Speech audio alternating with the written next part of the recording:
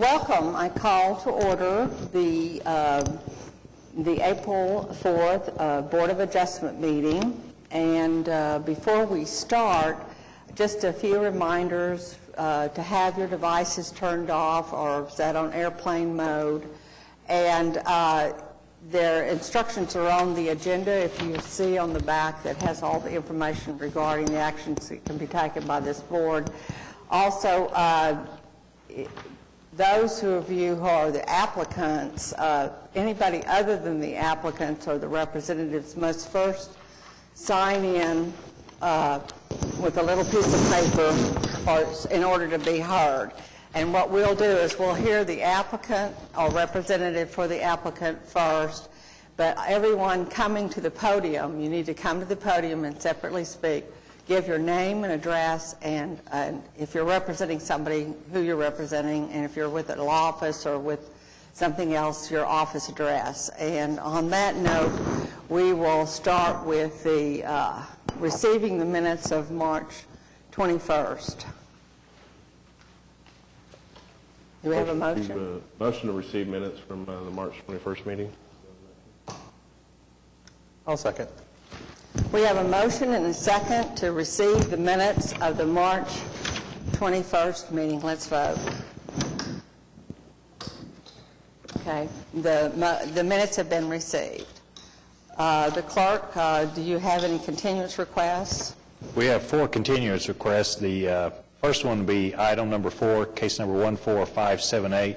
They're requesting to be deferred to the May 2nd meeting. Motion to continue that item to the May 2nd, 2019 meeting. I'll second. I have a motion and a second to continue item 4D4 to May 2nd. Let's all vote. It has been continued. And we have 3 cases by the same applicant. It's item number 5, case number 14581, item number 6, case number 14582, and item number 7, case number 14583. All 3 are requesting to be deferred to the April 18th meeting. Motion to continue the remaining items as read to the April 18th, 2019 meeting. I'll second. I have a motion and a second to continue items 4D5, 4D6, 4D7 to April 18th. Let's vote. Okay, the items have been deferred to April 18th. Do we have any requests by the public for any continuances that have not been acted on today? And just making sure no one is here on those items that have been continued, but you should have the notice if you have been here. So we have no requests for the public, so we're ready to consider items requiring separate vote. We have item number 1, case number 14585, request for a variance to the minimum 50-foot lot width, minimum 5,000 square foot lot size, and minimum 2 parking spaces in the R2 medium-low residential district located at 1608 Northwest 12th Street.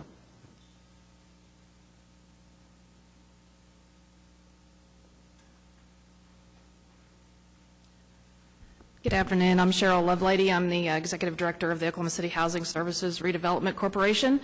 We go by positively Paseo for a reason. That's just a lot shorter to remember. This lot is, it was a county-owned lot that was transferred to us to build affordable housing on it through a contract with the City of Oklahoma City. It is a troubled lot in that it had a large OG&E pole on it that set on the boundary between that lot and a city easement, city alleyway. There was a guy wire stretched across the front of the lot, which made the lot undevelopable for housing. So we worked with OG&E over the past 2 years and got the guy wire removed, a larger pole put in place, and so the lot is now to the point it can be developed. And so we have plans for a 1,000 square foot home there with the 15 feet or 15.9 feet to be used for a driveway, and then the remainder of the lot to be used for the construction of the home. You're asking for several variances, is that correct? Could you go over those that you're asking for? Right. You're asking for a variance to the 50-foot lot width, is that correct? Correct. The minimum 5,000 square foot lot size, is that correct? Correct. And as I understand, the lot size is what, 4774? Or do I you think know? it's 50. I think it winds at 50 between 3410 and 1590. So I think that the current lot that we would build on is 3410. But then it's, we can utilize the alleyway, which is 15 feet, .9, for the purpose of a driveway. They're utilizing the alleyway, but you can't count the alleyway as part of the... Right, but it's not part of the lot, correct. Okay, and size of the so property. the third variance would be to, for the required 2 parking spaces, you're asking for the variance on the 2 parking spaces to be able to use the alley, and they have a registered, They have a revocable permit to Permit. use the alley, Yes. and they're going to use the alley for parking their cars, but the parking will not be on the property, so we can't count it as the 2 parking spaces for that location. So aesthetically, it meets the 50, it at least looks like it. It will have The appearance. It will have the appearance of a driveway and frontage and size, but that's not part of the property, and it's just a revocable permit, so Gotcha, so it could be revoked. I doubt that it will, but it could be. okay. And there's an existing 8-foot curb cut there as part of the Strong Neighborhoods Initiative improvements in that area. So the curb cut is already there for a driveway in the right location. I went out there, and it's all crowded out there. What are the can you just go over and address what are adjacent to the subject property and how that will fit in and meet their other Well, this is requirements? right off McKinley Park, which has just been revitalized, which is great news. This would be 2 houses off McKinley Park. We own the adjoining lot to the west, and so we have plans to put a home on that lot as well. We will either build a new home that will be market rate on that lot, or the OnQ Corporation has offered us a home that needs to be moved. If that house can be moved and saved from its existing location at 13th and Western to that lot, which is in question because it's such a large house to make turns, then we'll put that house there. But both will be, needed improvements for that particular block. Classington Penn has come a long, long way in the last few years. This is a block that really needs some help. So we've got both of those lots. It'll be, 2 nice homes on it, and I think will help the block quite a bit. What kind of parking is on any of these kind of adjacent properties, and really on 12th Street as well? I assume there's no parking on 12th Street? No, people really don't park on 12th Street. It's a 25-foot street. People just park in their driveways, which is what would happen in this situation as well. I'm just kind of envisioning what would happen if that permit's revoked. We thought about a shared driveway between those 2 lots. Since we can't build on that 15 feet, the only use for it would be for a driveway or for, a lawn. So we decided not to do the shared driveway, but that certainly could happen.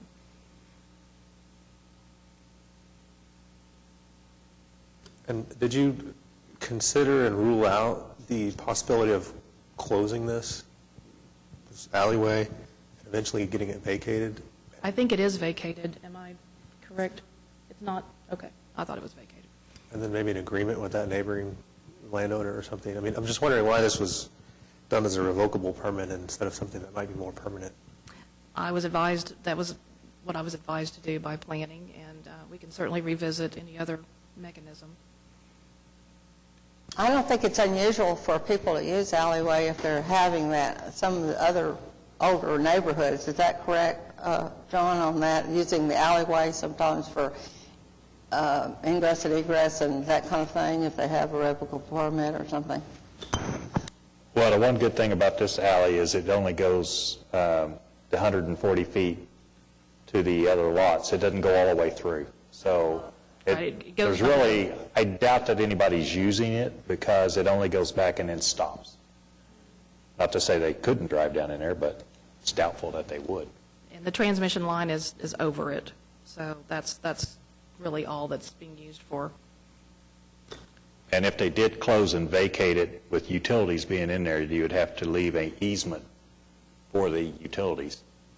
If you closed and vacated it, we'd still have to have an easement there.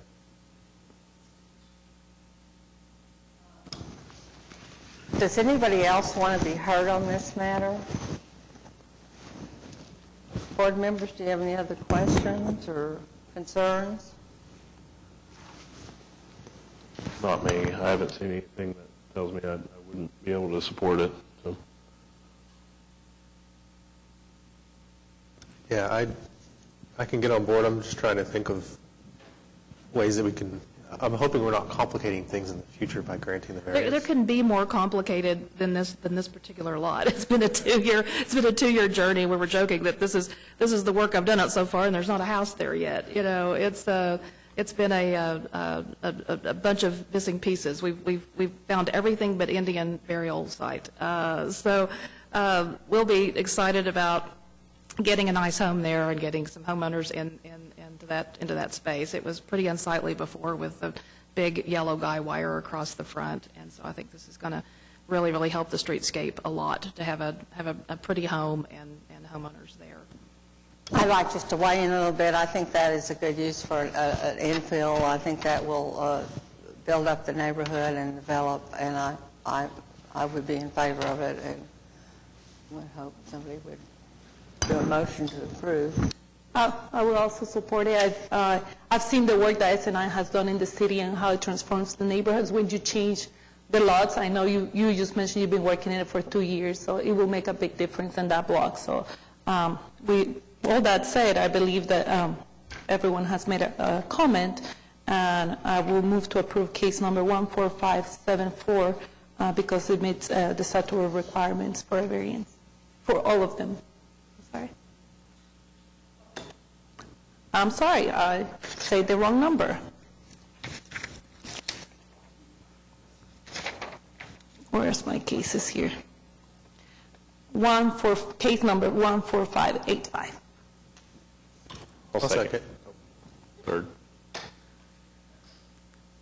I have a motion and a second to approve. Let's all vote. We're all voting and passed. Ranch has been granted.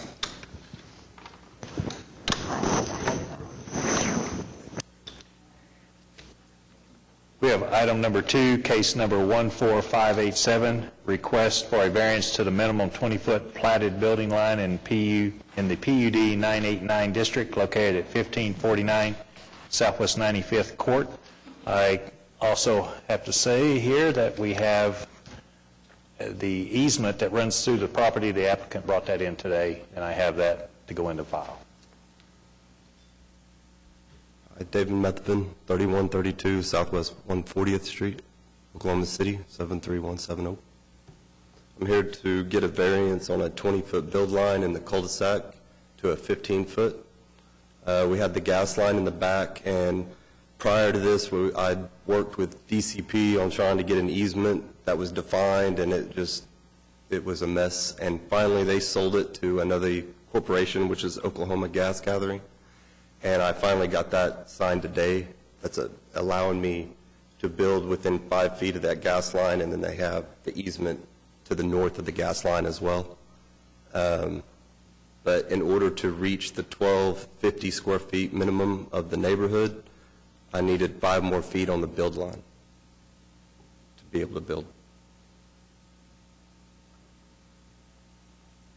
It's in a cul-de-sac, so if it was on a straight street, if you build, you would be very noticeable on a 5-foot build, but being in a cul-de-sac, that won't come into play. How far is your structure going to be from that gas line? It'll go within 5 feet. You sure you want to be that close to the gas line? Yeah, it's a low-pressure gas line that comes from the well. That's just, it's not a huge gas line or anything like that, and he was comfortable. the guy that owns the gas line doing Right. it, so.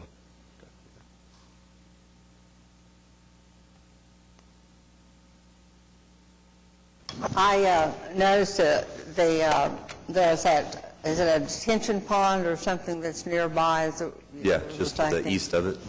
And it's in a cul-de-sac area. I will tell you, my navigation system wanted to send me to Canadian County instead. It had no idea where you were.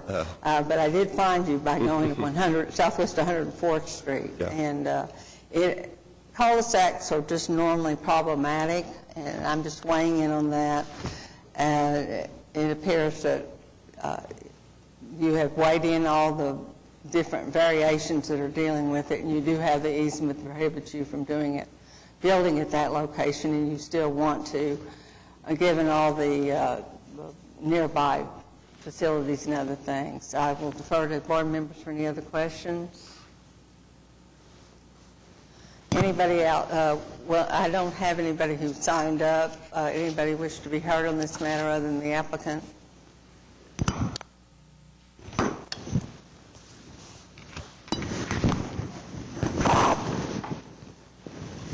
I'd say this application meets the peculiarities for sure.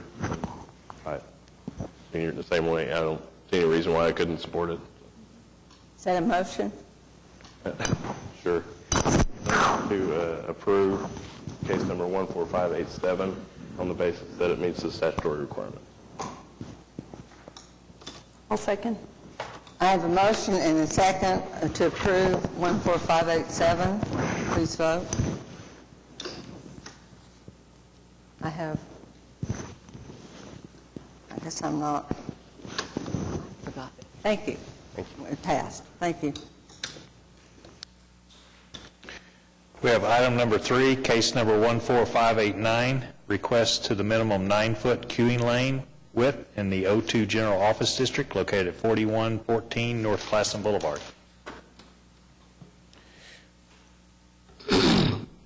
So good afternoon. Thank you for allowing us to be here on today to present our variance request.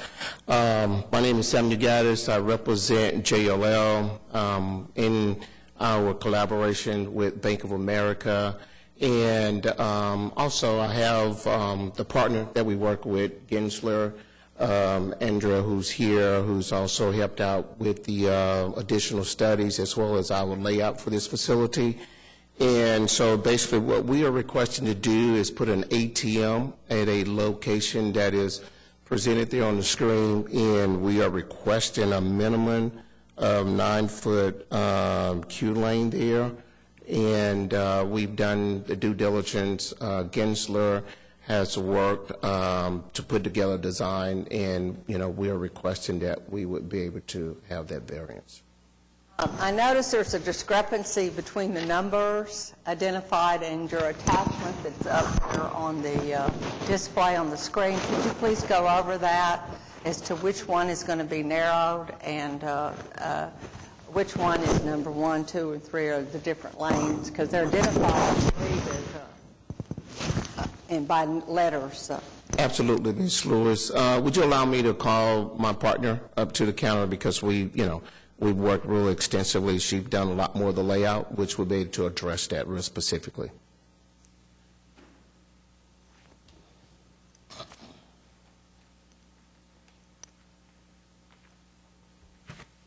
Hello, I'm Andrea Przybylski. I'm with Gensler. We're the architects working with Bank of America and Jones Lang LaSalle. So what the bank wants to do is, you can see in lane 5, there are 2 ATMs currently in the same lane. They want to move one of those ATMs into lane 4. So in lane 4, we are bound by, there are some structural columns supporting the overhead drive-through canopy. I believe they're between lane 2 and 3.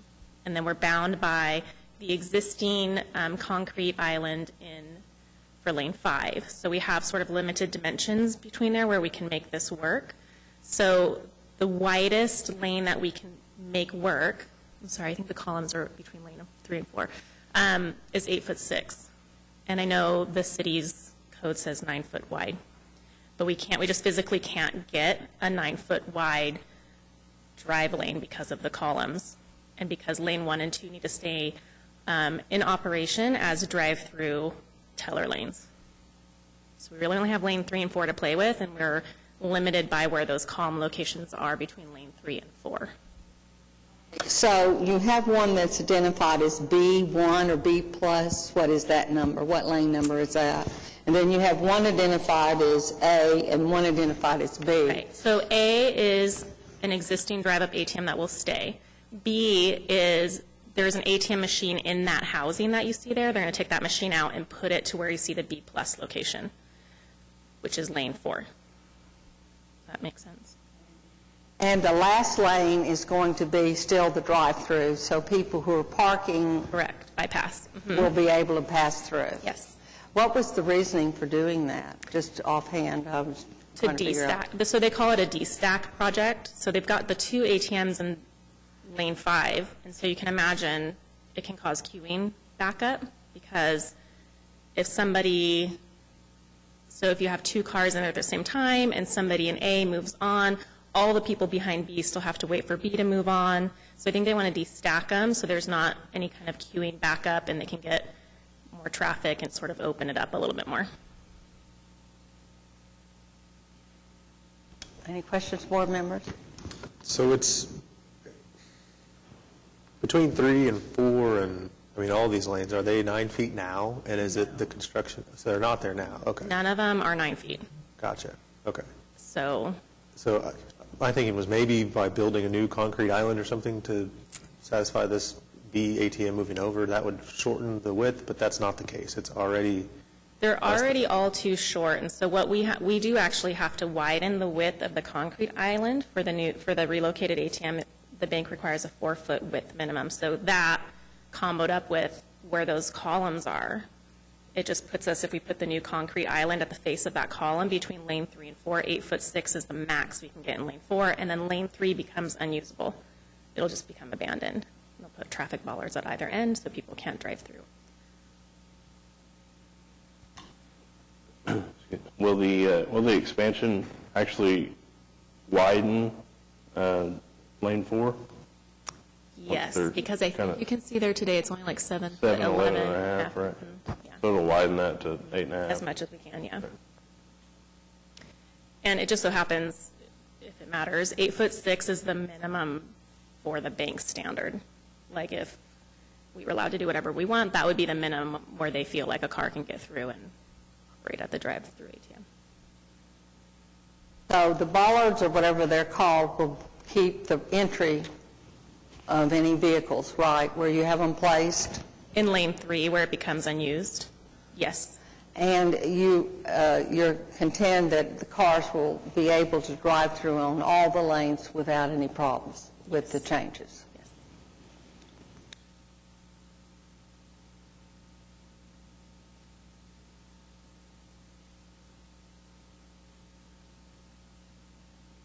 Can you talk a little bit about when this drive-through was built, per se? Because I know the size are different to what we have in the code right now. I don't have that information. I don't know when it was constructed, and I don't know what's happened over the years. Okay. Well, I will just weigh in a little bit since I bank there. I've been there coming for years. You originally just had one ATM at one point in time, and then you added that second ATM. And I will tell you, it backs up, but not that bad. It might back up to on a Friday noon. It might back up on a Saturday. Oh, back to where that lane 2 is. But usually it pulls through, and I thought it was workable, but you're the one that knows Yeah, about the backups and that I kind think, of thing. I know that the bank, they do all kinds of research and data analysis of the use of the ATMs and how many visits and their transactions. So it's really the bank that's been their direction to us to do this project. So I think they've determined, for various reasons, probably why they'd like to de-stack it. No unfavorable considerations are involved. Is that right, John? Everything is favorable. Is that correct? I think if this were new construction, I have more concerns with it. It looks like you've been kind of grandfathered in through some code changes or something. And so I think that tips in your favor. The fact that it's going to be widened, I think, tips in your favor and instead of shortened. So I can support it.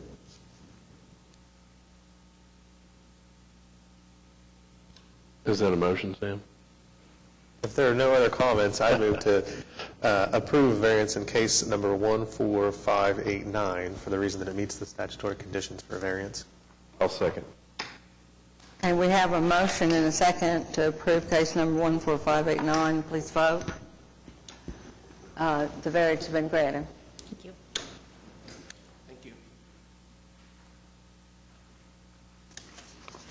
Well, all the others have been continued. Any board members?